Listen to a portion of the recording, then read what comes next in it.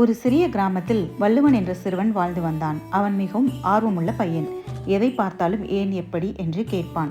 ஒரு நாள் பள்ளியில் ஆசிரியர் முதல் திருக்குறளை சொல்லிக் கொடுத்தார்.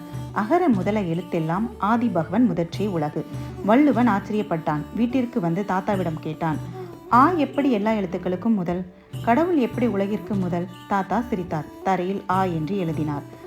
இல்லாமல் மற்ற எழுத்துக்கள் உருவாகாது. அதுபோல உலகிற்கு ஒரு முதல் காரணம் இருக்கிறது என்றார். அடுத்த நாள் பள்ளியில் ஆசிரியர் மாணவர்களிடம் பெயர்கள் சொல்ல சொன்னார்.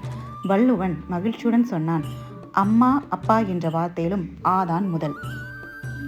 ஒரு நாள் வள்ளுவன் ஒரு விதையை நட்டான். சில நாட்கள் அது ஒரு செடியாக மாறியது. இந்த செடி எங்கிருந்து வந்தது என்று கேட்டான். அந்த சிறிய விதையிலிருந்துதான் என்றார் தாத்தா. அப்பொழுது வள்ளுவன் புரிந்து கொண்டான், எப்படி எழுத்துக்களுக்கு முதல், அதுபோல் உலகிற்கு ஒரு முதல் காரணம் இருக்கிறது. அந்த நாள் முதல் வள்ளுவன் நல்ல எண்ணத்துடன் வாழத் தொடங்கினான். அவன் நண்பர்கள் அவனை சின்ன வள்ளுவர் என்று அழைத்தார்கள். கதையின் நெறி: ஆரம்பம் சரியாக இருந்தால் வாழ்க்கையும் சரியாக இருக்கும்.